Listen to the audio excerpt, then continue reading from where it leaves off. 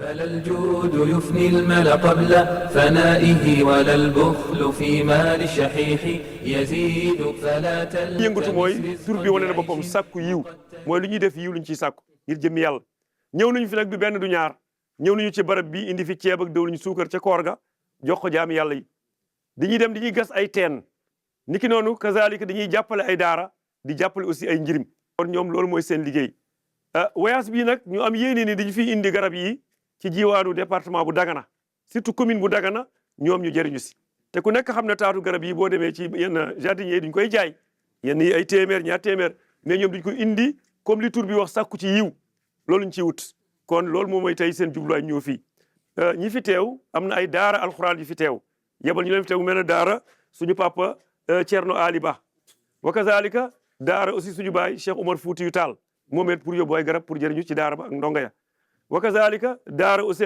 imam Amadou Diallo wa kazalika am na jàkk yi fi teew bokk na si jàkk yi nga xam ne ca Medina Chérif 2 beneen bi aussi ba tey am na ñi nga xam ni ñoo ngi nekk ci biir jiwaanu Dagana ñoom it am yéene dundal garab yi nit ñi jëriñu ñoo ngi fi teew ñoom it jóge ci gox yu fasant yu wuti ci biir Dagana ñuy ñaanal yàlla suñu mbokk yi teew muy waa Eaux et Forêts service Eaux et Forêts ñoo ngi di teew Eaux et Forêts laa fi taxawal ci côté technique laay waxee technique ñi nga xamante ni yéen xam ne yéen ñu war a jox garab yi nga xam ne garab bu la ko joxee lu ci Eaux et Forêts bëgg mooy garab bi réussir rëcc ba moom Eaux et Forêts moom agent bi moom lu ci soxla mooy na garab bi rëcc rek population bi jëriñoo moom loolu mooy njëriñam.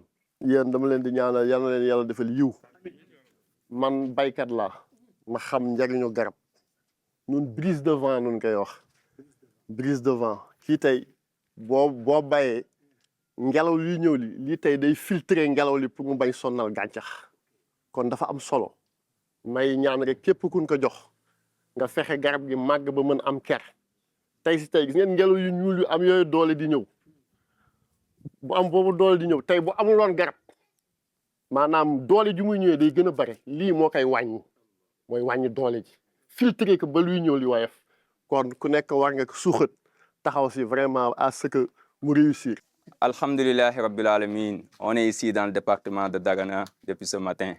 Et machallah, on est avec les populations, des associations, des dignitaires très engagés qui sont venus nous accompagner dans cette activité de plantage d'arbres. Comme toujours, on poursuit notre programme. L'objectif, c'est de planter sur tout le territoire national 10 000 arbres. Déjà, nous avons planté 3 000 arbres. Après, Kaffrine, Tamba, Matam, Kédougou, c'est la région de Saint-Louis. On est dans le département de Dagana. Ce qui a été prévu, c'est de planter 2000 pieds sur la région de Saint-Louis. Et puis, on a commencé par Podor. Et maintenant, la deuxième édition, voilà, c'est à Dagana. Et puis, ce soir, Inch'Allah, on va aller sur Saint-Louis pour planter 500 arbres. Machallah, ces témoignages, ces prises de parole nous ont rassurés. Machallah, Vordon, vous les voyez, ils sont bien protégés et les populations nous ont rassurés. Elles vont entretenir ces plantes et machallah, nous avons eu des conseils techniques.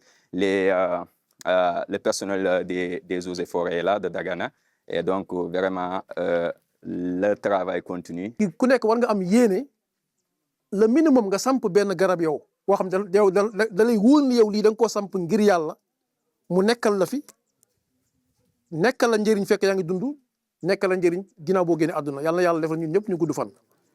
kon ñu ngi woo mbokku jullit yëpp ñu xam ne programme bi day continuer.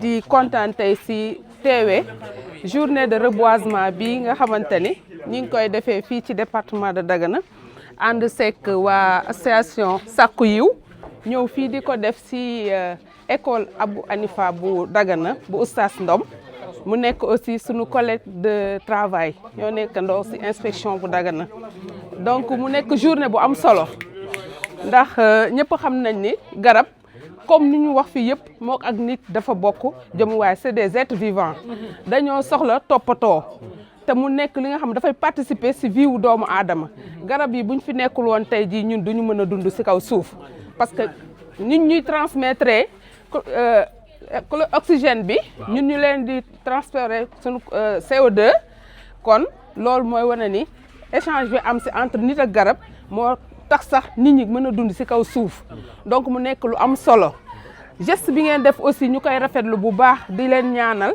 yàlla ngeen mën lu ko ëpp yàlla ngeen mën yeneeni action kenn ku nekk boo yóbboo tamit sa garab comme ni ngeen ko fi waxee rek technique bi wax na association bi wax na ñëpp a woote nañu pour que garab yi ñu toppatoo ko bu baax mun bañ a nekk une action vaine.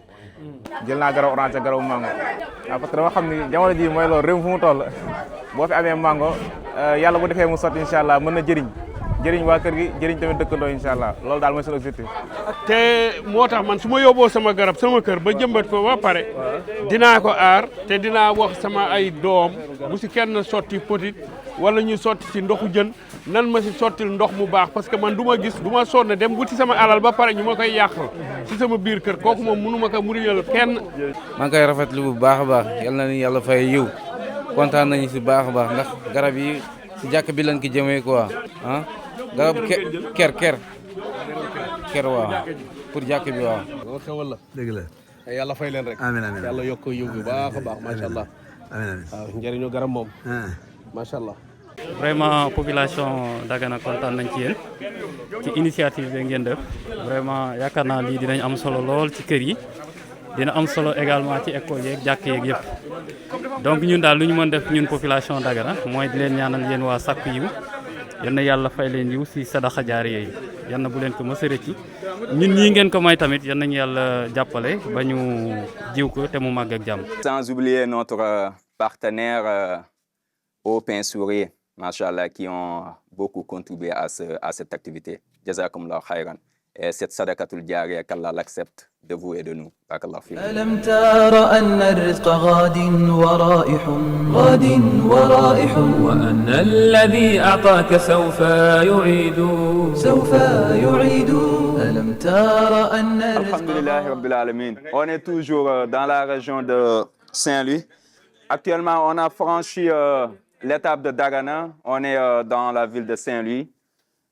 Donc, on est là avec notre relais shérif, qu'Allah le récompense. Et machallah, on est en train de répartir les arbres entre les écoles et surtout les madarasa. Les madarasa. Actuellement, les élèves de la madarasa Ibn Khattab sont là. Ils sont en train de récupérer leur lot. Et machallah, on est en train de suivre la répartition. Symboliquement, on a planté quelques arbres devant l'école.